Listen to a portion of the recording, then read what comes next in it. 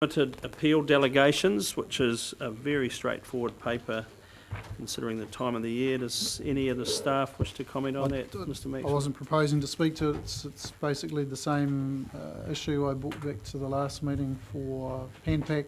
We've adjusted the recommendation this time to reflect the intent more specifically, so I think it's pretty self-explanatory. Any questions? You're happy to move, Councillor Scott? We have a seconder for that.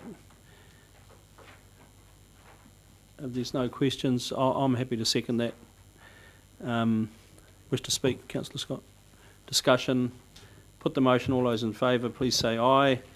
Contrary, no. Carried. Tourism, we have had a chat about. So let's now go to the HBRIC December update. Well, apology from Andy. Oh, an apology from Andy, Dr. Pearce, who was I was going to say incapacitated, but unavailable is probably better. Canterbury, right. So, good afternoon, gentlemen. Good afternoon, Chairman. It's a fairly brief report on this occasion, but that's not an indication there isn't a reasonable amount of work going on. It's just really an indication that we're in a bunch of processes without quite having concluded them. And I do note I've got a board meeting on Friday morning, which is focused predominantly on the financing side of the deal. So maybe I just probably happy to take questions on this. Actually, might be the best way to handle it. Unless people want me to go through it line by line, blow by blow. Just quickly shoot through it, perhaps. Yeah. Okay, all right. Well, I'll start on water uptake progress. The numbers we reported in November have moved incrementally, and look, that's a reflection of where we're putting our energy and effort. What I have done is wound back my sales team. So I've had Duncan McLeod plus 3 others working on it, and we've just chucked that back on the basis that we're managing our budget with a view to increasing that resource and focus either late January or very early February. Can we just ask questions? Just Yeah, go, happy to do that. Andrew? Yep. So can you just clarify where you've got IE countersigned and due to be countersigned? Is that on the original ways you've been reporting this? Yeah, it does. 5 and 6? Yep. So you're 42 million including 5 and 6? Yes, sorry, yes it is. Yes, that's correct. Yep. So what we are doing, so really the sales team efforts predominantly around some transactions that we have in what I call 2 to 3s. So we're looking to work some more 2s into 3s in this period, and I've noted there that we've got 12 sort of key parties that we've got focused on there. Some of that water is quite significant water actually in terms of volume. And secondly, we have 5 external parties with quite an active interest in the footprint, and we're looking to work with them around their entry. And for them, it's a wee bit more complex because they're not necessarily landowners or leases of land, but generally speaking, those parties either want to own land or they want to lease land in very tight long-term leases, and they're all parties of scale. Within reason, I do expect to have some of that external interest converted into water contracts between now and close. Okay. So that's probably the summary of uptake. Judicial review was heard with remarkable speed in terms of elapsed time between the application and the hearing on the 8th of Tuesday, the 8th of December. The statement there is pretty much as read. There were 7 grounds for relief from the Forest and Bird case. Two were dropped, 1 prior to the hearing and then 1 during the hearing. And if you're boiling it down to the essence of the case the Forest and Bird are presenting, it's simply as written that it comes, the Minister of Conservation, as represented by the Director General of Conservation, should have considered the 22 hectares revocation land in isolation and its conservation values, and depending on the results of that and an unclear test, because there's no test in the Act, they should then have either abandoned that particular revocation or potentially have moved on to the effectively the swap. And so the point is a technicality, and it's around a process.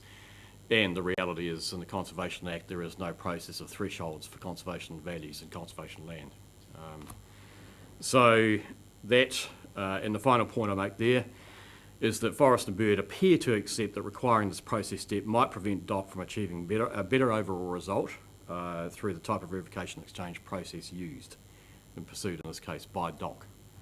And that question was asked twice by the judge, and that was the answer from Forest and Bird. So, in terms of timing, sorry, I'll just deal with timing.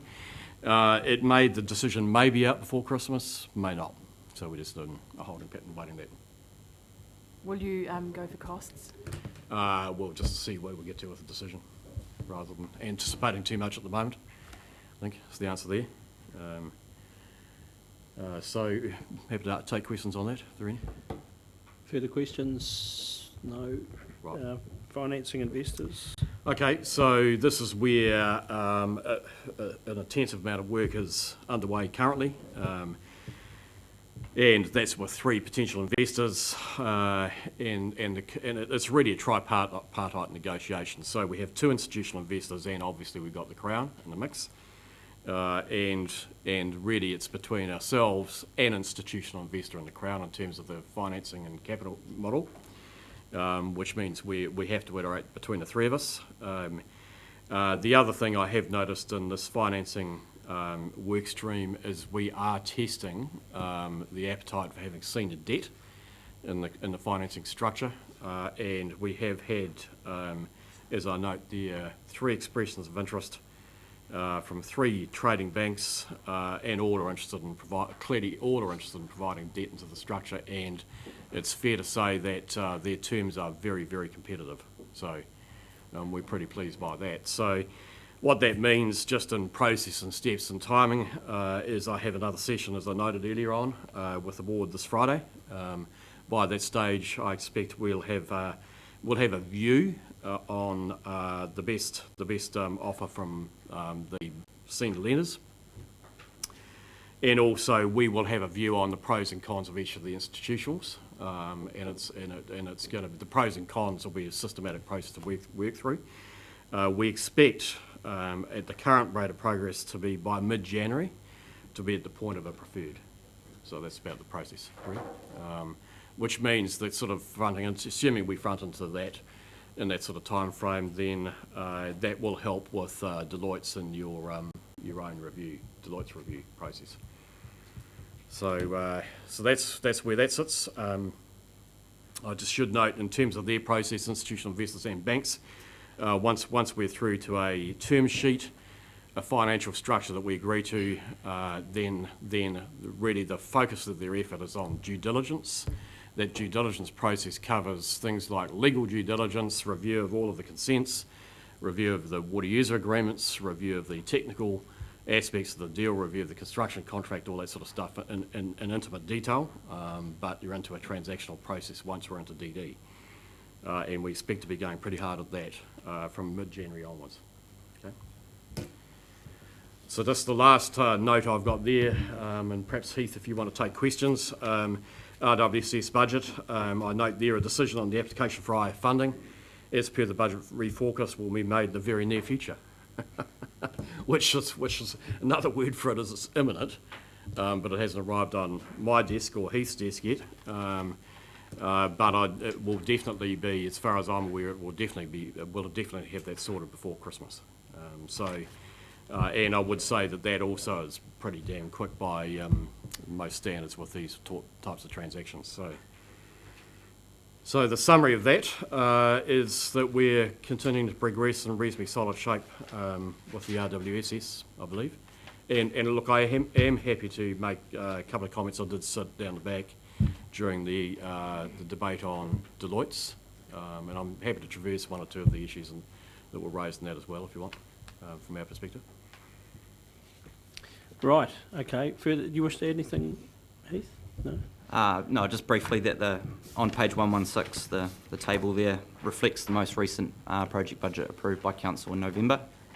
And secondly, the approved borrowing level of $2.5 million is yet to be drawn down yet, and we're looking at probably needing to draw it out on that end of January. Yep. Right, questions on any of the above or any of the other issues that were Looking raised at me. earlier? Yeah, I was looking at you. Yeah, Andrew, you heard me earlier just expressing a view that it's really important to continue to take the community on the journey, and can we be bringing out some of the social and economic benefits again in some sort of comms, not a spin, but they were all factual, and there's some great news in there. I don't know if it was the HBRIC job or it's council's job. Yeah, it sort of falls in a way that issue is well, it's I mean, I guess from where we were sitting in HBRIC, it's the council's making a decision over the relative merits of various different investments in terms of economic development in the region broadly, right? And the council handed, as my directors would say, the council effectively handed the development task to the board of HBRIC, and that's what the board of HBRIC is predominantly focused on. And in actual fact, what is going on as we get closer to the finish line on this deal is that the board's emphasis is shifting. We've had in that process we've had two roles where the board is looking after the council's interests in due diligence as an investor with a recommendation to come back to you, and it's also been the project sponsor. But increasingly, the directors are looking to the investment and asking the question: is this a good investment? Whereas my role and my team's role is to get the transaction done. So that's the sort of shifting roles as they evolve with this process. Now, coming back to the economic benefits, look, all I'd make the comment of this is that it's not difficult really to rerun some of the numbers and look at where the MPVs sit and change CapEx cost or whatever. That's not a difficult task. And it's not actually difficult either to look at a revised land use or various land use scenarios. They can easily be run through a model. And all I would say is that clearly where we sit, we'd help with that process if that's seen as a desirable thing to do. And I would note, and this sort of gets me into perhaps talking a wee bit about the in scope and out of scope bits in the Deloitte's letter to you. Look, the first basis for any economic assessment beyond just the pure issues of CapEx, cost of money, water price and so forth, is the test of the basis of the water uptake assumptions. That is fundamentally the core information which will guide any sort of macro level economic assessment. And there, in addition, I mean, this is not a fixed point in time. So where we are today is different than where we were 3 years ago, different than where we were 5 years ago, and it will inevitably be different in 3 or 4, 5, 10 years' time. So the real base information there, which will be tested by the investors and has been used by them already, is the water uptake forecasting model that BNZ has. And interestingly, as a point of due diligence, Crown Irrigation run their own model, independent of ours. So there's a huge wealth of information there that enables that analysis to be done, and so we would clearly, I mean, it's in our interest to help with that for obvious reasons. And I would say too is that I'll just give you a bit of sort of anecdotal comment. If there's a shift from dairy to different types of land uses, there's a reasonable assumption, which is not grounded in some reality, that we'll also have an increase in horticultural and intensive horticultural activity. So I think broadly speaking, what you should be looking for there is scenarios. Might be a scenario that says in 10 years' time it looks like this or it looks like that, and that's the way to look at it probably. But we can help. So there's. In the socio-economic as well. Well, that sort of flows out of it, really. Yep. Yeah, I think that's really, really important. Yep. And I would say, so then moving to if I could just go to the outer scope bullets here that as per Deloitte's, second bullet down, revisit farm profitability analysis, land use change. So there, that BNZ forecasting model does look at that very issue. So I'd ask the question, given a current range of commodity prices, input costs, productivity, et cetera, what's the farm profitability analysis and what does that do for uptake? That's exactly what it does. But the real measure is those parties who sign contracts, actually. Then a third bullet down, model testing, another case where the model testing, so to give you a flavour of due diligence, not only do the institutional investors and our Crown partner look at the financial model and work up scenarios inside that financial model, they represent that stuff to my team. And in addition to that, the ultimate financial model adopted for the scheme, which will be a blended version of the institutional investor Crown's view and our view, will be audited by PwC. So there'll be a model audit that's part of the process.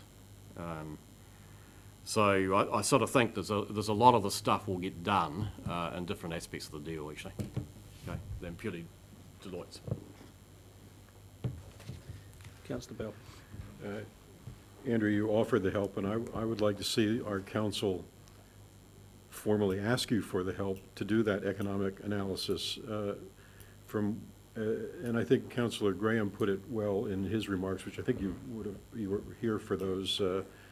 There's a public good aspect to this, which is also expected to underlie support for proceeding with the project, and the claims along those lines were built on assumptions that are now 3 years old, as you note. There are shifting assumptions about land use. There are users of water who are perhaps going to bank the water. There are outside people coming in, et cetera. A lot has changed, and yet the what's presently being put forward as the case for this is based on old information, really.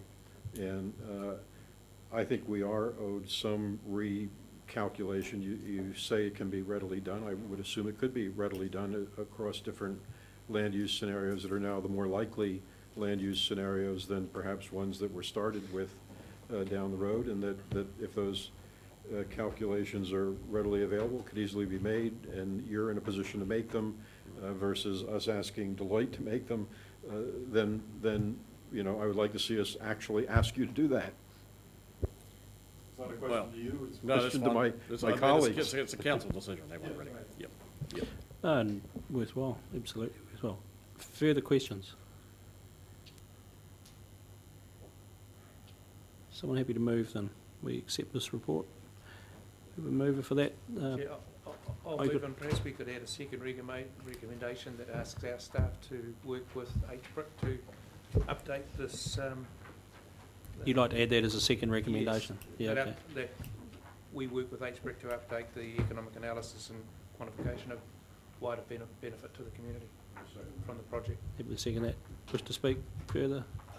No, thanks for your report. You guys have done some pretty sterling work over the last little while, and if we can get this economic analysis, which obviously is excluded from the Deloitte's analysis, I think it will be helpful to give us some comfort to take to the community when we come to the final decision on this. Seconder, good. No other speakers? Put the motion, then all those in favour, please say aye. Contrary, no. Carried. Thank you, gentlemen. Thanks, councillors, for what must be the briefest HBRIC report to you in the last 2 years. Merry Christmas.